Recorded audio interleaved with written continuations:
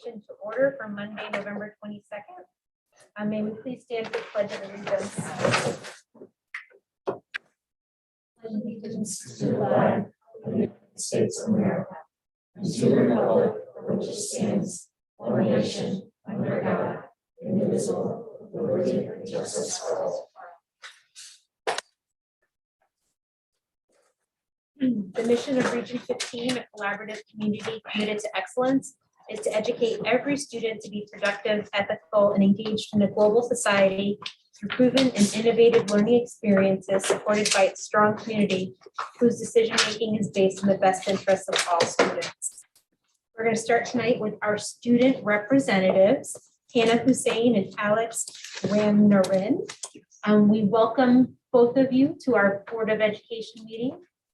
We are thrilled to have both of you join us tonight. And please give us a little bit about yourself, some information in addition to your report. We'd love to hear from you, and we're very happy to have you with us tonight. All right, so I'll go first. My name is Hannah Hussein. Like you said, I'm a senior at Pomperaug, and next year I'm considering between going to mechanical engineering or pre-law, which I know are complete opposite things, but they both really interest me. Hi, my name is Alex Ramnarin. I'm a senior also at Preschool. I'm the treasurer of the debate team, and I'm considering majoring in sociology, anthropology, or maybe neuroscience for college next year. Great. And now we can start our report. So we really focused on like the three things that make up high school. So we focused on academics, extracurricular, and school spirit. When it comes to academics, we thought that now that we're back in person with the teachers, it was really nice and easier to learn, as the teacher can now spend more time like focusing on each individual student. And we also thought that the class environment too, like working with our fellow students, was more uplifting and conducive to learning.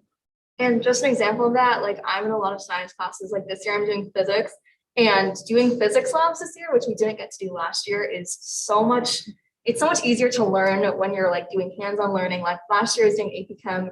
It's a little bit harder to learn online, but now that I'm doing physics, it's so much easier to learn when I'm learning about buoyancy by actually like putting stuff in water. So so that wraps up our academics. So Alex, talk about our extracurriculars. Extracurricular. So I'm one of the captains for the debate team. So it's nice to see that we've had like a greater amount of attendance, especially with our freshman class. We've noticed across all of my clubs that they're much more eager and much more like willing to engage in out of school activities. So I think that's another benefit of this in-person learning, that freshmen are now willing to get more involved extracurriculars outside school. Yeah, I'm also another captain of the debate team, and I'm in charge of teaching all the freshmen. It's very fun to see them all very eager to learn about argumentation and politics and stuff like that. I'm also manager of our play here at Pomperaug. So we just had our show the last show was yesterday, and it went so smoothly. I could not have asked for a much better like opening night. Even with all our COVID guidelines, everything went so smoothly. And I'm also in chorus, and it's so awesome to be able to sing this year because we weren't able to sing last year. And both Alex and I are in Model UN, and we're so excited that we'll be able to go to Boston this year for our Model UN conference, which we weren't able to last year. So really looking forward to that. And now for our last prong was school spirit. So we thought that now that everyone can mingle in the cafeteria, we thought that was like a nice breather for kids in the middle of the day, for them to eat lunch with their friends. It was refreshing, and it's nice to have more social interactions once again. And then in terms of like sports, I've been to like a majority of all the football games, and I haven't been able to go since I was like a sophomore because of COVID. And it's so much fun, like sitting in the jungle and cheering on all my friends on the football team. I have a lot of friends in band, and it was just, I can't even describe the feeling of watching them and being able to cheer for them for the first time in years. It was so amazing. Even like all of the athletic, our sports games, our volleyball games are really exciting. It's just nice to see that students are really here for Pomperaug now, for all of Pomperaug. And that wraps it up. Thank you. Thank you so much. It's so nice to hear from you guys. It's nice to hear a perspective of students and to like hear what we feel is important too in terms of in-person learning. And I know some board members went to the play this weekend. It was really, I'm really happy to see that the school put the effort into allowing that to happen, Right. because they could very easily just say, Right. it's too complicated. But it was a great play, really enjoyed it, and I'm looking forward to the one in the spring as well. Thank you. So any questions? for students? And I said to you before, you're welcome to stay, you're welcome to leave. These are super exciting meetings for students. But whatever you'd like to do, we are very happy to have you join us. And hopefully this is the first of many routine meetings for you guys to come, okay? Thank you. Right. All right, next we have presentations, the Region 15 Enrollment Report by Superintendent Smith. Next day to all 35 slides. Mr. Nelson, I need you disabled my screen sharing. It happens from time to time.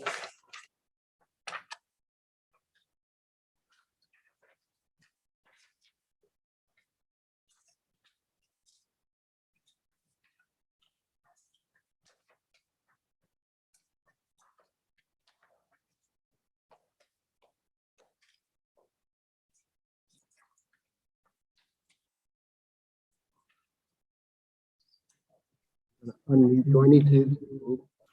Nope, stay muted. Okay. Yeah.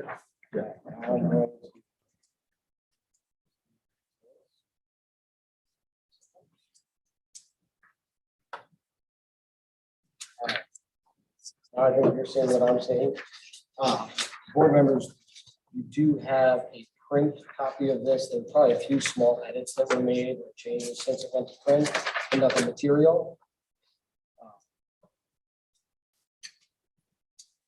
So the mission of our school district is that we are committed to excellence, to educate every student to be productive and ethical, and whatever they do after high school, we want them to be prepared for. We want them to have innovative learning experiences and a strong community connection.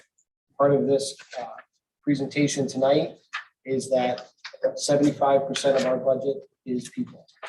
We're a service industry, that's what we do. So that is going to drive our budget process.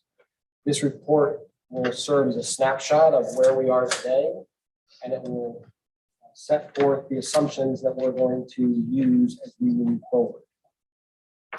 Staffing levels fluctuate daily.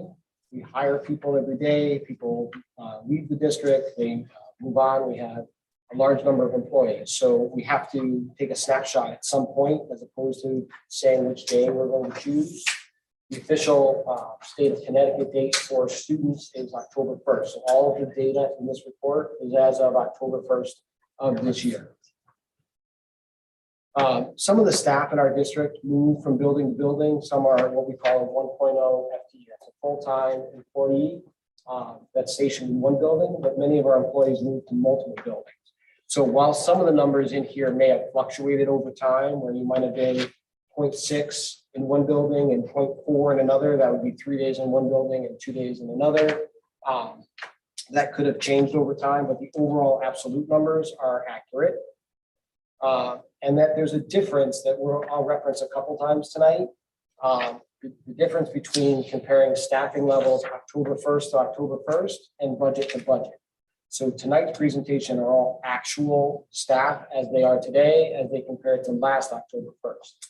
The kind of parallel conversation, I'll reference it in a couple places, but the parallel conversation is who did we budget to have here and who's actually here? And that's more of a financial one, not a staffing.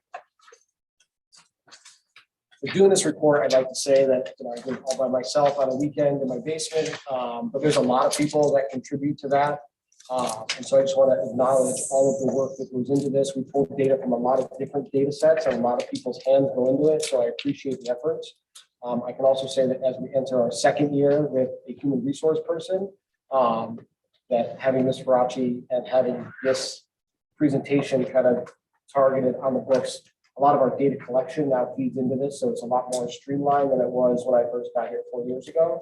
I think that both Ms. Meglio and Ms. Faraci would tell you that while this isn't easy, this was far more organized than it was 4 years ago when I think everything that I was insane. A little bit, I'm not going to spend a ton of time going through some of these initial slides, but demography is kind of an art and a science, but we go and look at birth rates from 5 years ago. We have a pretty stable community for the most part. And so when you look at birth rates from 5 years ago, that's a good predictor of who's going to be in school in kindergarten. The challenge becomes when you go beyond 5 years and you don't have those birth rates, that becomes a little more harder to predict. In addition to looking at birth rates, you look at home sales, you look at economic forecasts, and that's where kind of the art and the science blend a little bit. Historically, we have two different demographic organizations that we work with. NESDEC, which is the New England School Development Council that does this for us. In the past, we've also used Malone and McBroom. This past summer, Malone and McBroom merged with another company and no longer do this service for us, which is a challenge because Malone and McBroom, that was the organization that did by grade by school, where NESDEC just does aggregate by grade across the district. So the data that we have tonight isn't as granular as we're used to. However, Mr. Zuba, who used to work for Malone and McBroom, now works for another. We followed him and we said, because he's been doing our data for a while, we contracted with him independently to go and do that report. It's just going to take a little longer. So tonight you're going to have the NESDEC data, which is again grade level data. It doesn't get into by school, which gets a little more complicated when you look at schools that share across communities. So that we will get in December. We can provide an addendum to this. When that together. So you can look at historic enrollment. We went back to 2011. That was kind of a high watermark that we've been tracking data from. And you can see that for the most part, there's been a downward trend. That trend has started to stabilize and even move up in the last 3 years. And for this, I'm going to throw a lot of data at you for the first 25 minutes or so, and then I'll have opportunities for questions. But if there's anything that's really important, but my guess is I'm going to touch on a lot of it. Here's basically that same data, but pushed out. You'll see that divider line in the middle of 2021. So when you move out the first 7 years, 2021 to 2027, that's pretty accurate data based on birth rates. When you move beyond the birth rate data, you get into more kind of projected trend data. And so I would say that that's much less reliable. Certainly the next 3 or 4 years should be fairly reliable, with the asterisk that I'm going to show you data from 3 years ago that didn't prove to be reliable because no one looked at migration patterns based on a global pandemic and the housing market shift that happened in South Korea and Middlebury over the last year. So that this is basically the same data. It's just projected versus actuals, the columns and rows, the rows anyway, the P is the projected data, and then underneath that you'll see the actual data. And what this tells you is kind of that accuracy rate. One of the interesting things, if you look at the 2021-22 projection and the actual, and you look at the totals, our totals are very close, but where those ins and outs are varies widely. For example, there was a much higher kindergarten projection. If you remember when we did the budget last year, Gainfield had a really high kindergarten projection that seemed as an outlier, and it didn't materialize. However, other schools, Longmeadow did. So even though the kindergarten projections here were down overall, when you look at by school, those shifted. And that's because the zone, the sending zone of where students actually move into varies greatly, even when the overall attendance or zones or the overall population looks stable. Now you're going to get into staffing changes. And again, these are actual to actual. There's a couple of areas that I'm going to deviate from that analogy and talk a little bit about the budgeting piece, but most of these slides and most of the data will be actual to actual. So you can see that in 2021, October 1st, we had 63 kindergartners at Pomeroy Elementary. This year we have 61. People always say, like, you have declining enrollment, how come you haven't removed more teachers, or you have increasing enrollment, you haven't added? It's not a direct correlation. For every 20 students that leave the district, we don't cut a teacher, because those 20 students are usually dissipated over a wide system. Actually, I was talking to Mr. Martino today, who had a pretty good analogy about a restaurant. You know, when you look at a restaurant's capacity, if all of their tables seat 4 people, you might be a party of 2, but you're going to sit at a table for 4. And if you come with a party of 6, they're going to add 2 on. So you can't say the restaurant's at capacity based on the number of seats that are there. It's how those seats are filled. So when you look at enrollment changes and staffing, that factors in a great deal. And you can see that in some cases, we added 10 students to fourth grade, but that didn't necessitate the need to add a teacher. And in other places, you'll see we may have added a teacher when you had less than 10 students. It all gets to that class size average and how the staffing numbers work. Overall at Pomeroy Elementary, an increase of 15 students year to year, and that 20 of those students were all in grade 3, and you had a +1 in grade 3 staffing. Here's a scenario for Gainfield. Again, you had some grades that went up a little bit, some grades that went down a little bit. Overall, and this was a budgeted shift. We knew that we were going to be able to project a reduction of 1 teacher in 2nd grade and maintain that class size. Longmeadow is kind of the interesting one. So Longmeadow really saw a net change of 0 last year. However, that asterisk is that we had really budgeted in grade 2 for 3 teachers and we needed 4. So budget-wise, we added a teacher because we anticipated being able to cut 2 from 2nd grade. However, due to inward migration, that didn't happen. So that's one of those sections where even though there's a net gain of 0 here, there's a budget shift of 1.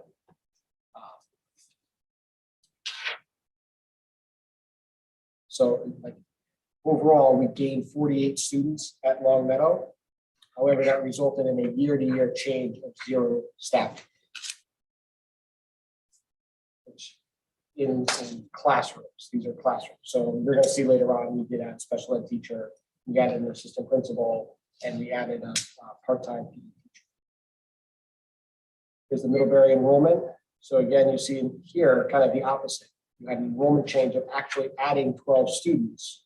But because of how those students were distributed over the school, most of those students went into kindergarten and 3rd grade, where we had capacity to absorb students without a tremendous increase in class size. 3rd grade being the one that's kind of at the higher end where we are in class size. But we had reduced staff there as a overall. Most of that was in 1st grade where we took those 2 teachers and went from 4 sections down to 2. And class size increased to the 20, but that was where we budgeted. Here's your kind of overall K-5 summary. A total of 83 students across grades and schools in the district. I'm sorry, no, 62.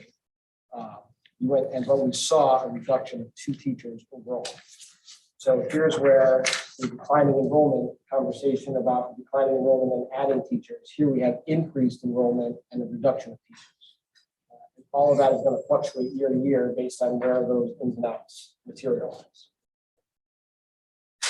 When you move beyond the classroom and you look at our unified art and special ed teachers, here again, ins and outs. This is based on a 6-day rotation. So when you look at what a fraction of an art teacher is or a fraction of special ed teacher, it's usually because they're split among schools. And that's how that Gainfield art teacher spends time at multiple schools, as does the art teacher at Longmeadow and PES.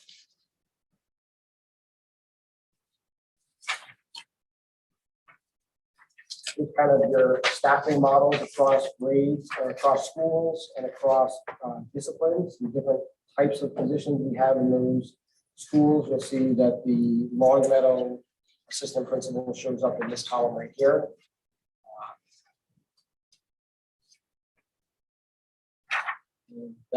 And those teachers that I just talked about show up at the Longmeadow total. And we also have non-certified. So this would be any position in the building that doesn't require a teaching certification or an administrative certification. These are the different roles that are in the building.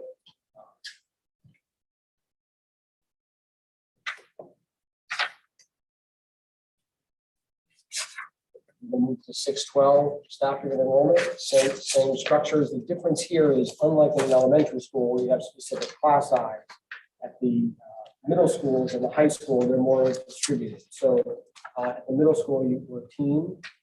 And so you'll see that the sixth grade teachers have a similar student load, and that's because the students that they actually teach, but they're divided among those 4 teachers.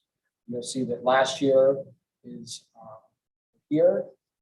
So we do an average class size across the different sections. Every middle school teacher teaches 6 sections on a rotating schedule. There's a drop each day, so they see 5 classes per day with a total of 6 sections. And then it compares to where we were last year. The totals of middle school have been pretty stable, both in the number of students, the average class size, and number of sections. We look at Memorial, similar stories. We actually reduced the 0.6 for a language teacher or global communication teacher. We removed that section just on the students and how they fell. That we had a part-time teacher that taught a few sections of that global citizenship class that we didn't need. We could absorb that in other teachers this year. So that's that 30.2 to 29.6.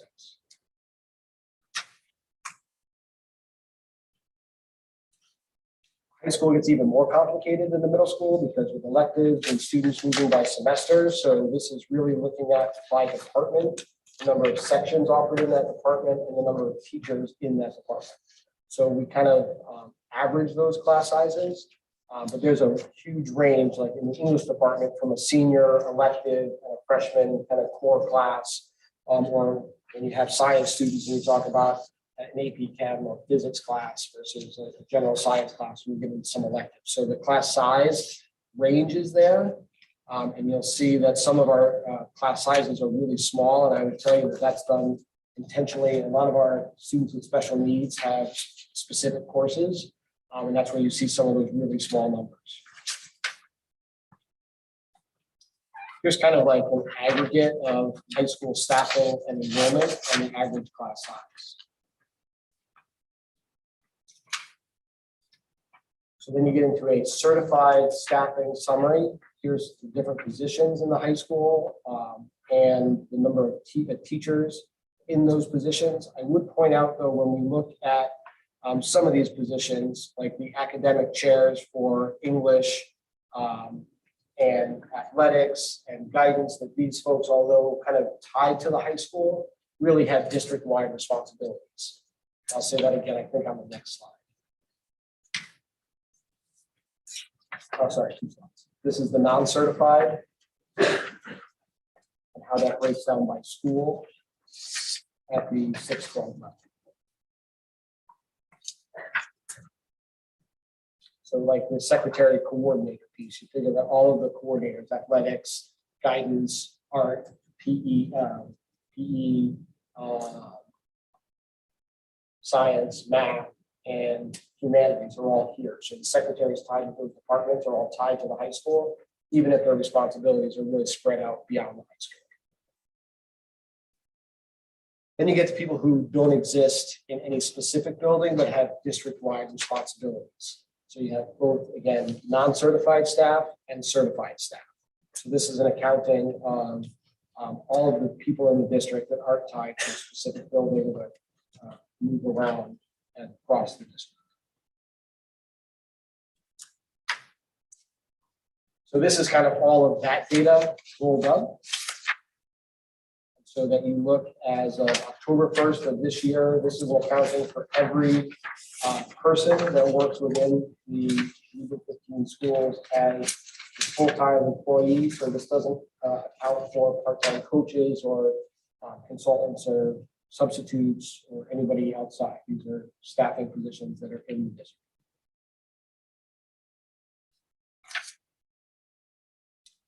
And to roll that up even more, so here's your total staffing between the 2 years and kind of the delta between staffing totals, student totals, and increased staffing. So you'll notice that of the increase in staffing from the 592 to 1609, 14 of those are paraeducators. Those paraeducators are created when students with special needs have been identified and needing para support, or they moved to the district and already had paraprofessional support. One of the things that I'll point out to you is on the left-hand column, we talk about an addition of 14 paraprofessionals. On the right side, you'll see we currently have 18 paraprofessional vacancies. So even though those positions were added, they're currently unfilled, which gets to some of the other pressures that I know that we've talked about before with how do we support teachers and students. And then you'll see the other positions on the left-hand side that you have added. And then on the right side, the other thing that's not included in here, so food service kind of works as a self-operation. So their staff, although they are technically employees of the school district, their budget operates outside of the school budget. So they are self-funded. All of their staffing, salaries, benefits, all comes through the self-contained school lunch program. So they're not part of this report, but they are technically employees of the district. And of those 30 positions, we currently have 6 that are open. So when I talk about staffing pressures that are being felt by the district, those are that right-hand column is kind of where that comes from. So the purpose of this again is this chart and the data involved here will become the baseline for the major drivers of our budget. It's where we are today, or at least at where we were as of October 1st. Some of this has changed on a regular basis. Again, they fluctuate over the course of the school year, so we work from that consistent data point. And that's just a recap of where they were, those fractions that you saw, 0.2s and 0.5s. And so one of the things that we talk about is instructional space and how that staffing relates to the instructional space.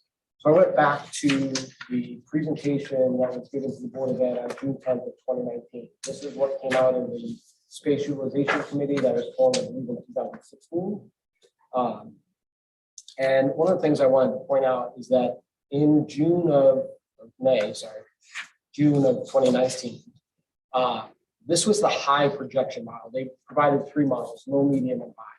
And if you looked at the high projection model, they projected us to have 3,441 students this school year. We currently have 3,516 or 75 students more than the projection was at the time of this report than the high projection. And that does not include our preschool. So then you take that number and you add preschool on top of that. So although they did project here that this leading edge potential uptick, we've exceeded their high model for projections. These are the findings. Again, I didn't edit any of this. This came directly from this report in June of 19, where they acknowledged the uptick. And they acknowledge that this bullet here that you've seen an enrollment drop since 2007. However, that in 2007, when you look at that peak, our schools were way over the 100% allocation mark. And we were talking about planning for new construction because our enrollment was so high. So when you hear and you look at that enrollment report from the beginning of this, where it shows a decline of 700 students since 2011, you have to remember that we were well over 100% capacity when that data was collected. And had we stayed at that, we would have had to build new construction. And then in here, you can see that what we're shooting for is 85% utilization.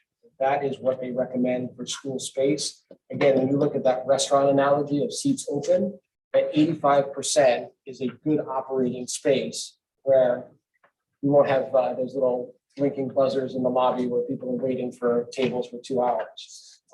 Then we can absorb enough students and function.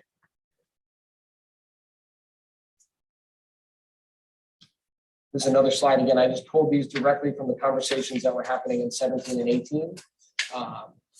That the configuration here is in excess of 457 to 550 seats. And that if that materialized, we would hit 90 to 95% utilization of our schools. So with that, one of the questions we asked of our ESSER funds is to be able to apply those ESSER funds to portable space at Longmeadow.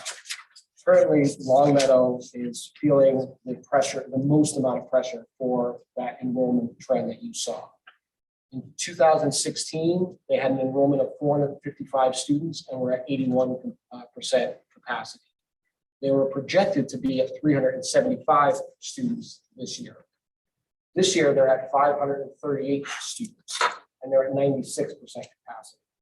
So if we look back at that enrollment study from 2016, we want to operate in that 80 to 85% that we're well over now.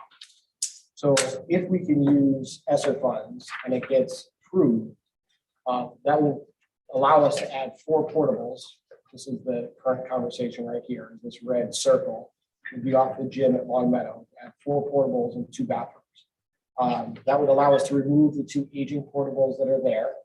So we'll give you a net total of 2 portables at 0 cost to the taxpayer, with a one-time investment that will last 10 to 15 years at least. Some of our portables are well beyond 15 years, and they were built 20 and 25 years ago. So if you think of new technology and portables being built now, they're that much better than they were 20 years ago. And so this is not a decision. The first step is getting state approval to see if we can apply ESSER funds to this. But it creates a long-term investment with no recurring costs to the district. And it gives at least one of our schools a lot more space moving forward. I thought I put out here, but maybe that I didn't. Currently, the teacher's room at Longmeadow was turned into a classroom, and that was moved to the basement. The music room was turned into a physical therapy room, and the music teachers are cart. And so this would fix some of those space pieces. Again, assuming it gets approved, this will go to finance committee again, at the next finance committee, and we'll come back to the full board. So nothing that we're doing other than asking to see if this money can be used for that purpose, because the answer is no. Conversation's over, and then we get back to a whole other line of conversation about how we add space that we do have to find dollars for. 25 minutes. So any questions about any of that? I have a really wonky question, so if anybody else wants to ask a question, I can hold that, but I guess I have a question about the percent capacity, how that works. So just get a simple example, just to make sure that I'm understanding this. So if I had a school with 10 rooms in it, and I could have theoretically 10 classrooms in it with 20 kids each. Is my capacity those kids, the 200 kids in those 10 classrooms, is it only 100% if I've got 200 kids in those classrooms? Or is it less other space that I know I need for a music room, an art room, a special education, a PTOT? How does that work? So both. Okay. So actually so if you go back to the May of 17, there was a report on utilization of classrooms. And in here, they do physically count the number of kind of traditional classroom spaces, and then they also count a certain percentage of kind of therapy rooms, other specialized rooms. So it's not exact as far as probably didn't do a teaching and learning room for staff back in 2017 that we've now tried to incorporate and build around kind of that coaching model. Mhm. But in some schools, those are classroom spaces. So we, like in Longmeadow, we've taken all those spaces and turned them back into classrooms. So, but there is kind of an accounting process for which of these rooms are classrooms, which are other spaces that we want to operate at. Yeah, because I would think if we had a music teacher on a cart at Longmeadow, like that sounds like 100% capacity. Because we've taken the space that teacher would normally have, and now they're on a cart. And you get a couple of variables, like when you look at desired class size, like you can play that slider a little bit. If you want to say we're going to do this, anybody, but you want to put 35 students in a classroom, Mhm. all of a sudden your space becomes more because you're putting more students in the same space. And if you wanted to say 15 students in a class, your space would become less, so you have a little bit of that slider. And I believe we use either 20 or 25 in this space utilization study. And then we use that consistently across all of the schools, or at least all of the. All the elementary schools. elementary, yes. So it gets a little hard, like when you have 4 sections and you have class sizes of 17. Like you can't take one of those away and equally distribute 17 across 3 other classrooms. That doesn't put you at a 25 or so. So you start to get to some, you'll notice if you look through the data here, like you might have some classrooms of 15, even 14. But if you only have 3 sections and you take one away, that means putting 7 students in each section, all of a sudden you're at 26. So kind of the math and some of the way the grade levels work is complicated. But yes, you're, like in general, that's how you think about it. It's not done based on a architectural drawing, like it's a walk, an assessment of each building. And I know I've asked this question. Thank you for the presentation. Very informative. And we've talked a little bit about this in the past, but slide 26, when you talk about your current staffing openings, just curious, you know, we're what, September, October, November, we're almost in our 4th month. The impact, I would think, to students is now,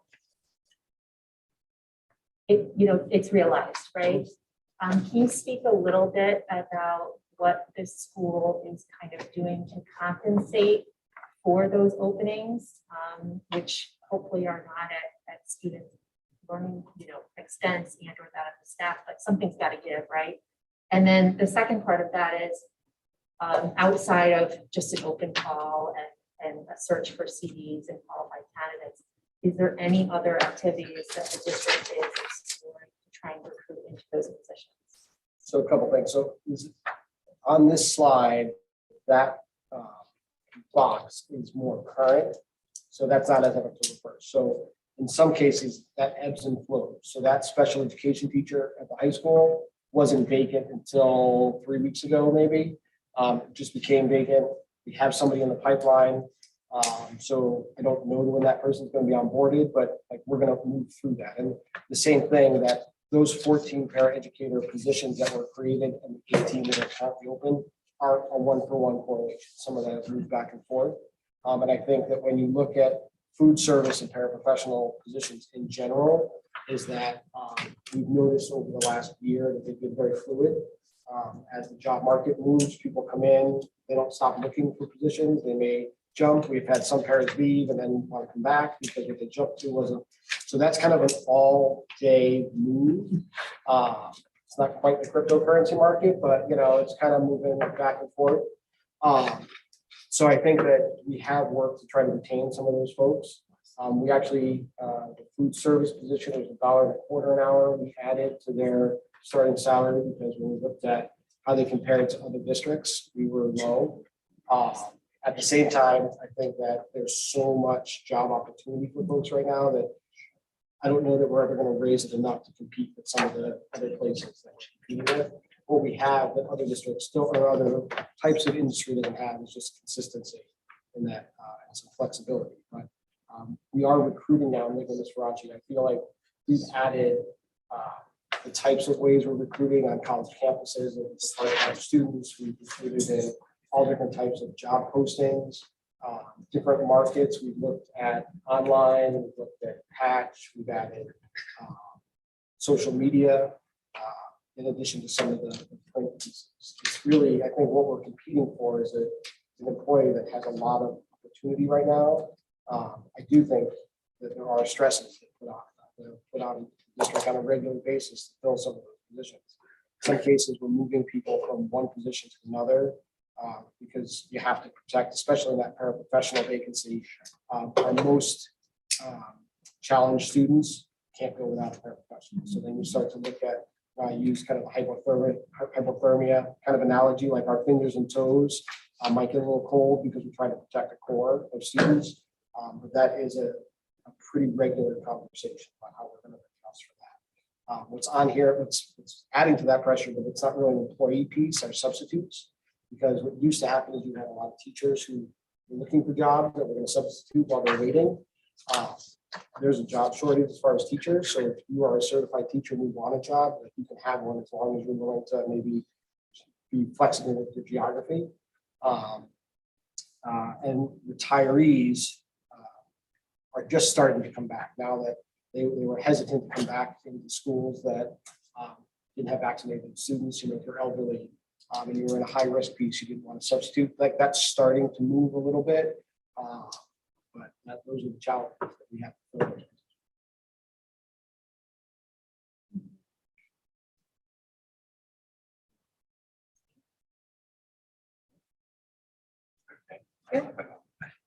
Well, thank you for the report. It's very good.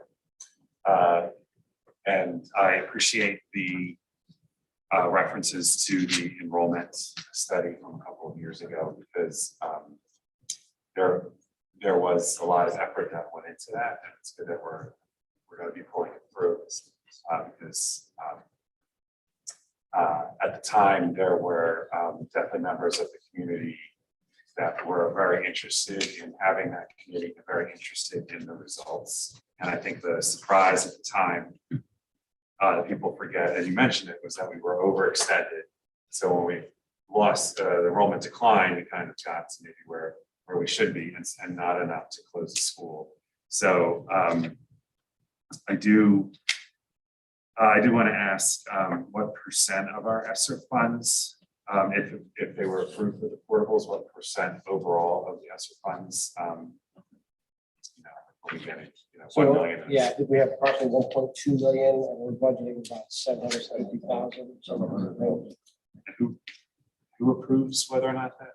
The state. Goes through 3 different levels of approval of the State Department. And so it make it through round 1 of the conceptual approval. Even once you have the approval, you can do budget modifications that allow you to move funds. But this project is going to take a lot of dollars and a little bit of a timeline. So we want to not allocate too much until we know this is a non-starter. We haven't really talked too much about some of the ESSER application, but one of the concerns, I think I speak for Mr. Martino, is that anything we do with those funds, we don't want to create a fiscal cliff 2 years out. And so, adding staffing positions or other things that create recurring costs means that we have to absorb those costs. And right now, like our insurance and other indicators are pretty healthy, but what I don't want to have kind of allocated resources and recurring resources, ESSER funds hitting at the same time that some of those other pressures maybe start to rise, and us kind of have a double negative impact on the budget. Thank you. And then, do you know what percent capacity, so 85, 90, whatever, that the other elementaries are operating at? And the reason I would ask is, I'm going to use a dirty word, but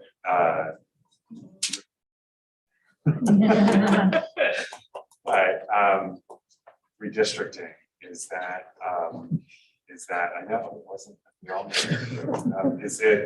Is that something where is that just possible, where, because we did, that's why we did it in the first place, was to sort of rebalance where everybody was. I know it's not something you can do every year, just to solve all the problems, but I mean, unless Joe wants to, but Shocking. no.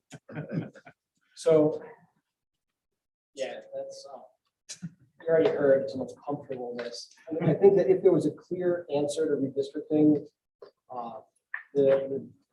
the problem that we have is that the disproportionate amount of students is in your center school anyway. And moving those students back, there's not a school that's mostly empty, like most of our elementary schools. I didn't do the math for tonight on the percentage of the others, but we can do that. That data is from that 2017 report. So we can take current enrollment and apply it to that same formula and get a percentage. But I don't think you're going to find any like at 70%. Like that's the challenge that we have, is that there's not a school at the elementary. MES is pretty close to capacity. Or again, I'll do the math, but I'd be willing to bet that they're all in that 80 to 90% range anyway. The school that you have the most space at is a middle school. Rochambeau has the most space right now. I think that's going to shift over the next 5 years or so. You'll start to see some of the elementary move up through it. But I don't think, unless you want to put like 4th and 5th grade students at only Rochambeau, because Memorial doesn't have this, you have to do some kind of like different model. And that would be a whole lot of pain. And I don't know that it would fix this which is where we appreciate kind of the opportunity to have a conversation about investing ESSER dollars that have really zero budgetary impact and will have no impact on where students go to school. I feel like 3 months ago, we took down the maps at central office from when we redistricted in 2010. I don't remember the last time we redistricted. I think it was like 2010. And kind of the, was even earlier than that. But kind of that grandfather piece where you had younger siblings yeah. or students that we tried to keep, like that became a really complicated piece. So if the board wants to explore that conversation from a non-demographer, I accepted it at Holiday Inn Express level of demography. I think I know enough to be dangerous. I would tell you that just moving the streets and the sending zones would be really helpful. And there's certainly, if it's $500,000 for portables, certainly there is a cost involved with a parent and community frustration where you've got to split the household where, you got redistricted midstream or your neighbors going to a different school, all of a sudden your kid, and all the work that has to go into it is certainly worth, is worth dollars in the sense, If we had to build like a $5 or $6 million addition that fell to like the bottom line and the taxpayers had to put in the bond, I think that would be a worthwhile conversation. But if we could do this basically at no cost to either community and fund it, I think there's a huge upside. I don't know that our space, like I do think we're flattening out based on what we've seen and where the demographers have projected the future. So I don't know that we're going to see an uptick back to 2011 numbers, which is where 2 or 3 classrooms give you enough breathing room where we can take the music teacher off the cart. And there's we need to make it, it's getting to be sort of an equity issue, I think, too, with LMS. So like you got it. I mean, there's an advantage to fixing it now versus fixing it in a year or two, if we were to look at.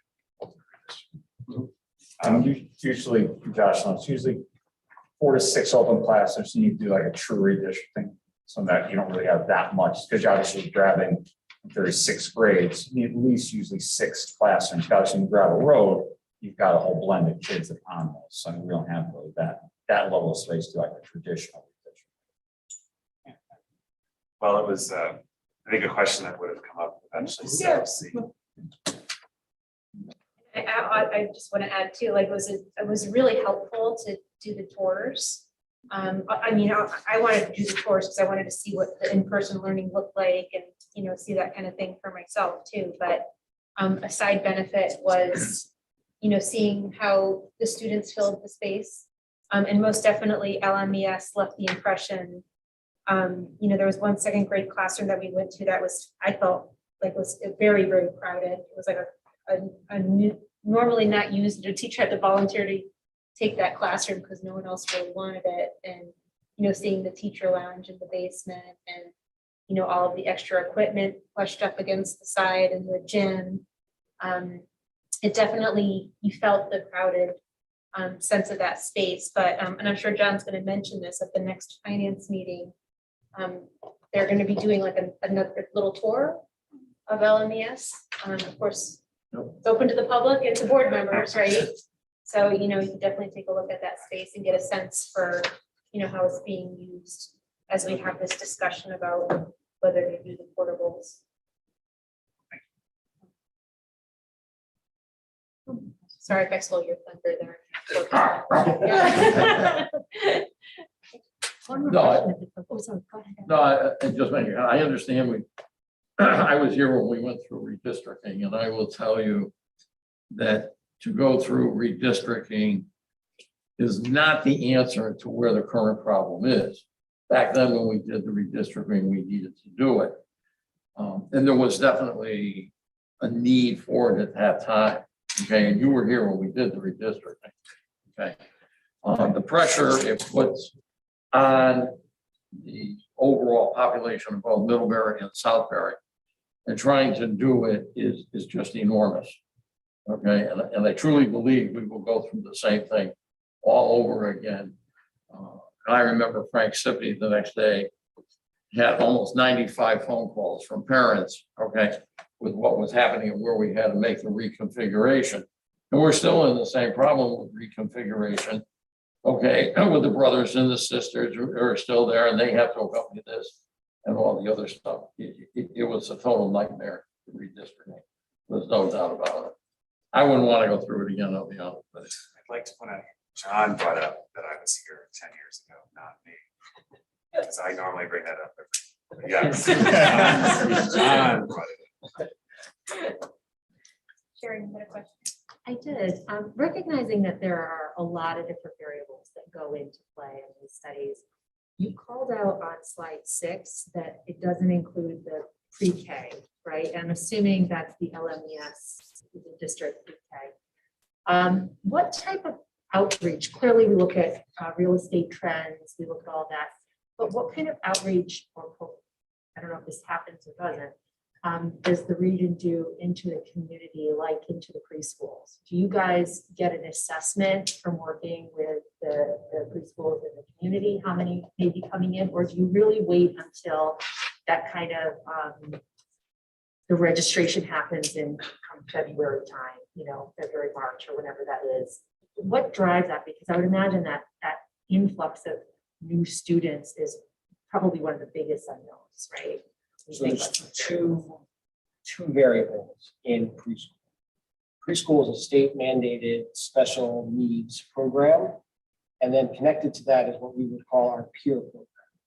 So the students that are eligible by mandate are students that have been identified as in need of special services.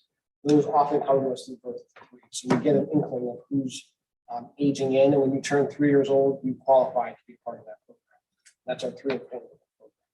So that we have kind of, I don't say control over, but we know that's coming. Mhm. And then the peer program, we basically can turn on or off based on how much capacity we have. So one of the limiting problems that we have right now is that we could add 4 sections of preschool because we have I would argue, a really high quality preschool program for that optional family that's very reasonable and much less expensive than most of the programs out there. One of the challenges for us is that it's mainly a half-day program, which is complicated for families. If we made that a full-day program, we could have more tuition-paying students into that program, but that's limited by space. So what we look at is how many 3 and 4 year olds we have in the program, and then how much space we have so that we can allow typical peers. Best practice is really what 50-50, one typical peer or one tuition peer for every high need peer. There's no way to get that. So I think we're at, maybe Dr. Shiretta is watching online and can text me, but my guess is we're at like 1 to 3. But we kind of ebb and flow with that. I think my question wasn't clear. I'm so sorry. It's okay. And I appreciate the answer. It's very informative. I was trying to get a sense of how you guys get a finger on the pulse of projected kindergarten enrollment. Clearly, you know who's registered in your pre-K program for everything that you say. You have a finger on the pulse birth to 3, how many people are coming through.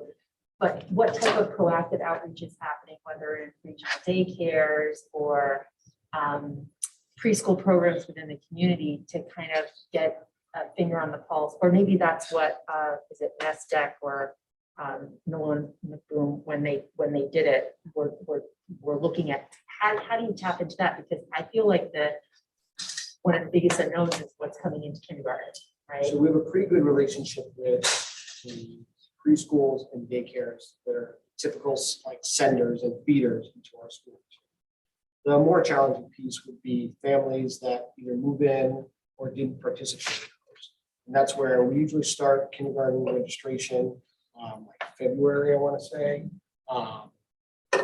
And then you'll see like lawn signs, advertisements. So from February really till May, we have kind of a kindergarten outreach enrollment program, so that our number is pretty solid by the time we finalize the budget and we know where our numbers are. At the same time, weekly from July to August, we track enrollments of all preschool students. Every Friday, I get a report from our registrar, and then we verify that with the schools to see like, here's our official data, and kind of what you're hearing from parents that stop in or looking for houses. So, sure. I just had a question on space and the pre-K program. So once a child is in the pre-K program as a typical year, are they in until they're out?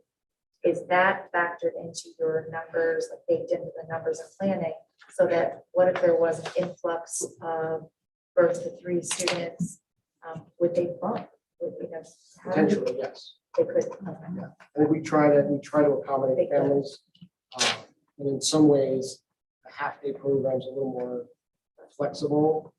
Once they're in for the school year, like when you do registration in the summer, that is totally dependent on space. Usually we have a waiting list, and families, we hold some of those, let's say August, and then let families know in August.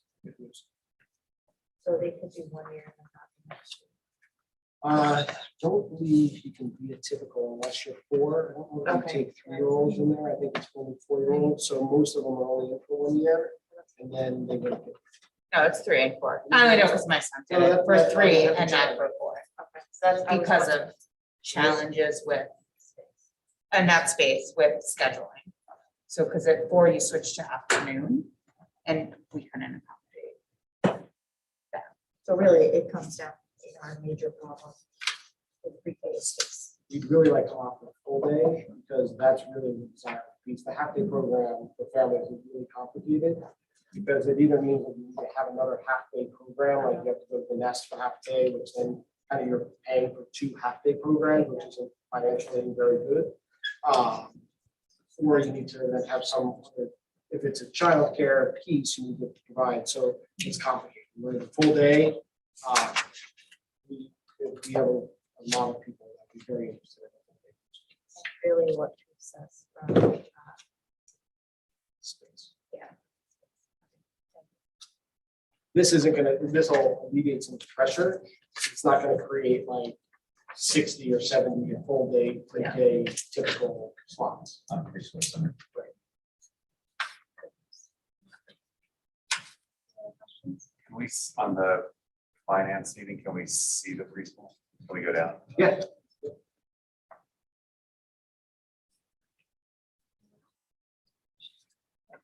If I can, you know, with the addition of the assistant principal, given that that was placed at LMS and given the size restraints, can you speak a little bit to just the value and benefit of having that additional individual in the school? I would think it was a huge win for pretty much everyone, but when I hear some of the challenges and capacity, I'm actually very pleased that that was brought forward last year and it's in place this year. I don't know if you want to continue that. Yeah, I think, and I feel like you heard a little bit when Mr. Rhodes spoke, but I think we've doubled access to an administrator.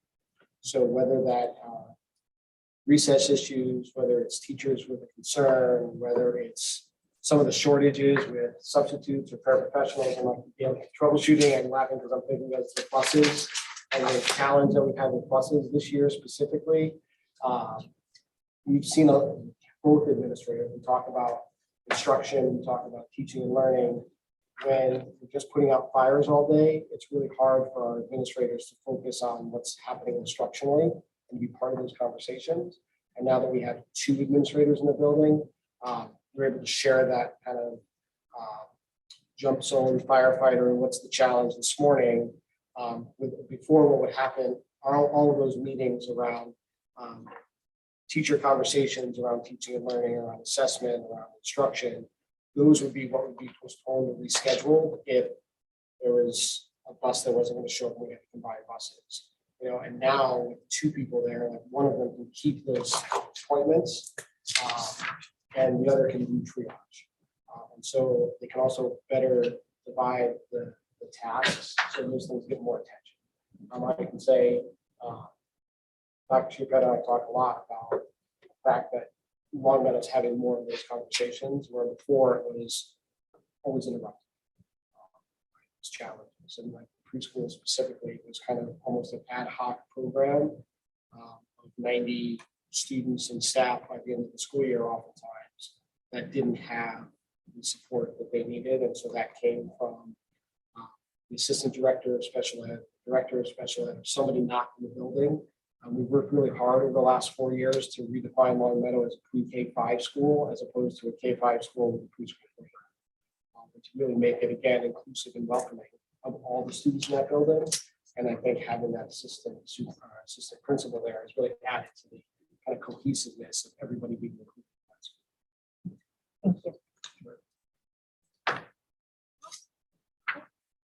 All right, moving on, may I have an approval for the minutes of November 8th, 2021 regular meeting minutes? Motion to approve the November 8th, 2021 regular meeting minutes. Thank you, John. Do I have a second? Second. Any discussion? All those in favor? Aye. Great. For the September 27th, 2021 regular meeting minutes, may I have a motion to amend the September 27th meeting minutes to reflect the comments made on behalf of Ms. Hall? Motion, Oh, go ahead. Go ahead, Steve. You could read it all out. That'd be great. motion to amend the September 27, 2021 meeting minutes to reflect the comments made on behalf of Ms. Hall. The minutes should read, Ms. Hall has concerns regarding the governor's COVID-19 vaccine and weekly testing mandates for staff. Thank you, Heather. Any discussion? All those in favor? Aye. Thank you. Next, we have information and proposals, board committee reports, policy and curriculum committee, Mr. Steve Siriani. PNC met tonight, but the past few meetings have been regarding the CAVE review, policy review process we've been going through. We are going to have a special meeting to the date to be determined, where we are going to finish up the 1000 series, which is community relations, and hopefully begin the 2000 series, which is administration.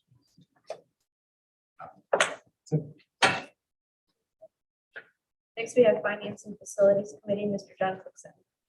The Finance and Facilities Committee met on November 10th to receive an update on our ESER 3 application, which included portable classrooms at LMES. I just want to inform the board that that particular meeting on the portable classrooms, the Finance Committee discussed it for over 1 hour, all the different implications of what they were doing, the positives, the negatives, everything that was there. And it was a very informative discussion with Mr. Martino and Josh, okay, in reference to all of this.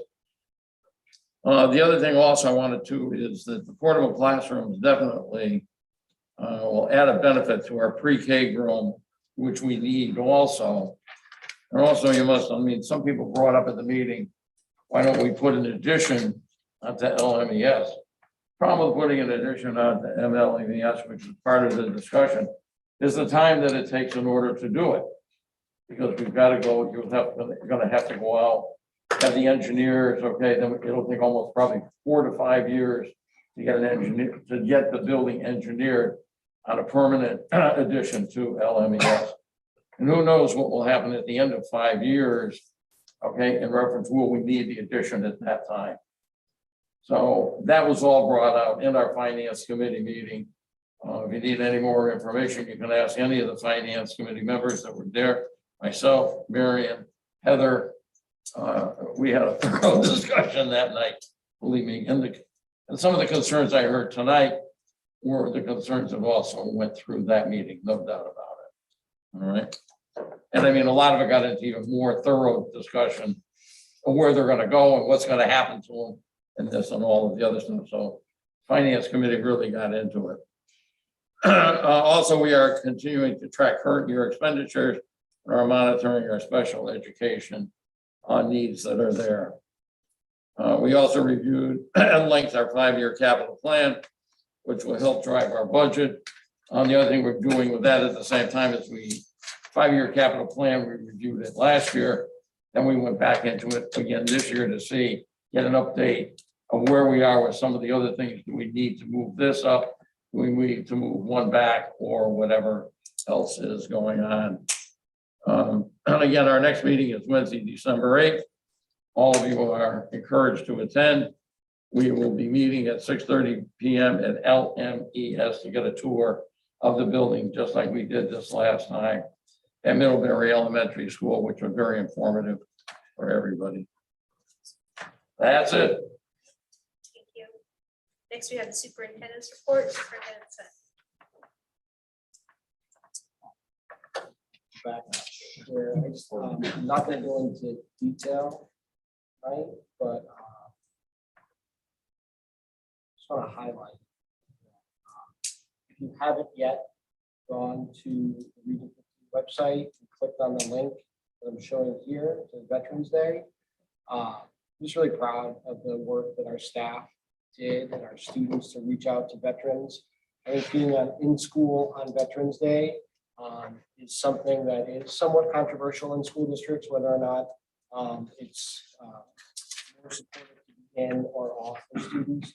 And based on what we do here in Region 15, I think we do a really terrific job at honoring veterans across this country, whether you're in a preschool or a kindergarten classroom or here at the high school. I think across the district, while it's not necessarily typical celebration of what's happened in the past, we had veterans in our schools, we had them in our parking lots, we had them on Zoom, we had them connecting with students throughout the day. I just would encourage folks to kind of click through and see what happened here.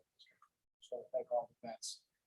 We had, I still don't have a total count, but 60 vets maybe that were in district talking with students that day. It was just really touching to watch students and veterans talk to each other about the work that they do to support our country. So again, if you haven't, this is my little plug.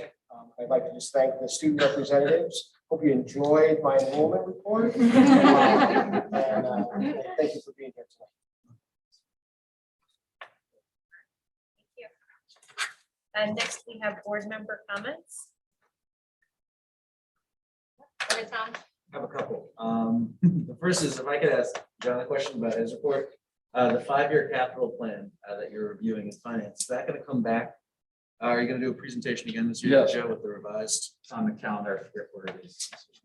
Probably somewhere before. Yeah, I want to say mid-January, but somewhere down there. It's in there.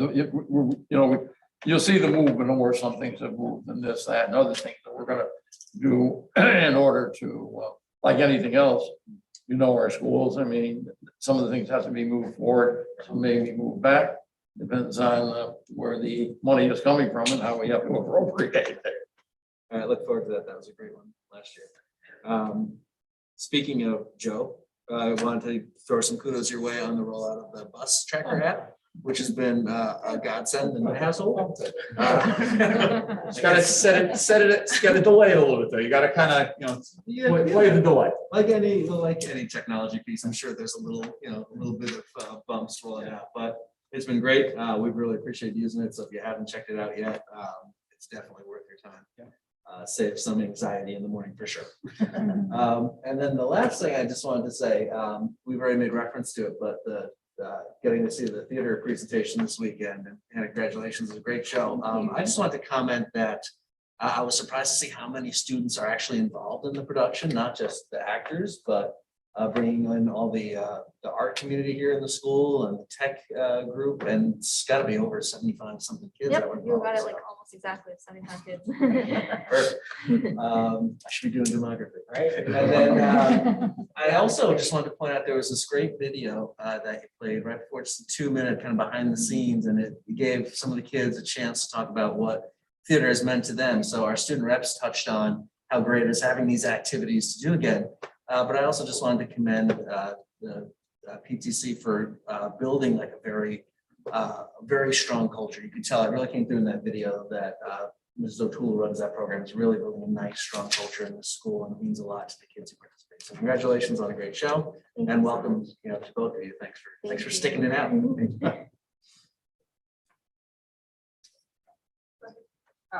So I just want to kind of publicly say, as we talk about ESSER funds and capital budgets, right? I think it's kind of when we're talking about things that need to get done in our schools, whether it be locker rooms or pools or tennis courts, we need to think about what students use the most, right? So I do think it's a little unfair that PTOs end up paying for playgrounds for children, right? When there's playgrounds that aren't used, and maybe we should think about, right, looking at what students use, and those are our most used things, I think, in the community and in the school district's playground. So just want to throw that out there for some consideration.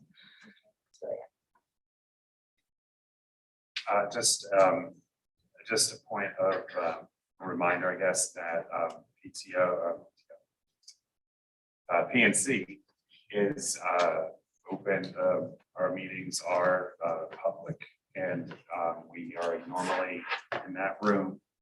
And public comment is always on the agenda, and so we welcome that if people wish to come to PNC comment. When we do have our special meeting, that would be streamed, and that would be YouTube, right? However. We're gonna have to look at some logistics, but yeah, I mean, we're not gonna have a meeting. that doesn't do some type of- Right. So how we do that, I need to do a little bit, but And then that would be, the details of that would be posted on the website. with the meetings. Thank you. And I did wanted to piggyback a little bit about the Veterans Day at EES. I had the pleasure of going to that. They did a great job. The kids were really excited. A lot of them made crafts that they handed out to the veterans, which was really touching. And we had an opportunity to speak to a lot of the veterans. They loved it. I think most of them, at least the ones that were there, recognized that while being in school might be a different way to do this, maybe the kids are learning a little bit more about Veterans Day instead of just having a day off. So it's an interesting perspective even from the veterans, and I think it's important that the public knows that as well. But they were thankful for it, and they were really touched by the kids and how excited they were to be there and singing to them, making them crafts, and they made them feel really special. So it was really nice. So thank you.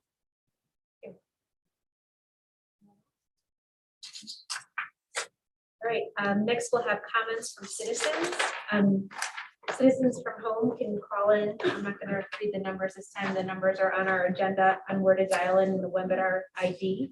The Board of Education will recognize citizens of Middlebury and Southbury, and citizens are asked to state their name, their town of residence, and to limit their comments to 3 minutes. In accordance with the Region 15 Board of Education bylaw 9325A, speakers are asked to express themselves in a civil manner with due respect for the dignity and privacy of others who may be affected by their comments. While it is not the board's intent to stifle public comment, speakers should be aware that if their statements violate the rights of others under the law of defamation or invasion of privacy, the speaker may be held legally responsible. So just, and if there's any public comment, you're welcome to come up to the podium and just write down your name and your town of residence. Oh. Okay. Mr. Nelson, do we have anyone who has called in? Yep. No, okay. Announcement of future meetings. And again, like Steve said, all of these meetings are open to the public. On Wednesday, December 8th is the Finance and Facility Committee meeting at Longmeadow Elementary School at the Media Center at 6:30. On Monday, December 13th, PNC will be meeting at the High School Media Center at 6:30. And Monday, December 13th is a regular meeting of the Board of Education at the Media Center at 7:30, where we will have our financial audit. And before we adjourn, just want to wish everyone a wonderful Thanksgiving and hopefully relaxing and enjoyable time with family and friends. We're certainly grateful to have everyone here and for all of your effort to make Region 15 so wonderful. So thank you. I may ask a question, sorry. For the Finance Committee meeting at Longmeadow on December 8th, are the student representatives allowed to attend? Well, anybody's allowed. Yeah. Anybody? Yeah, go ahead. So anyone from the public can attend. We typically just have the student representatives give a presentation at the regular board meetings, at the big ones. But that's like, so the finance, the Board of Ed has standing committees, the Policy and Curriculum Committee and the Finance Committee. So those meet once or twice a month. And so the Finance Committee meets, so that's public, you're able to come. There's an opportunity for public comment. It's a fun time, right? Oh, yeah, you'll enjoy it, believe me. Does that also go for the policy and curriculum? Yes, that's open to the public as well, and that's typically before the regular Board of Ed meetings, except Steve mentioned that there's gonna be a special meeting, because they're going through a lot of policies right now, policy review. Okay? Which is more fun than finance. Watch it, Steve. And longer, right? All right, may I have a motion to adjourn? Motion to adjourn. John, do I have a second? Second. Thank you, Steve. Any discussion? All those in favor? Aye.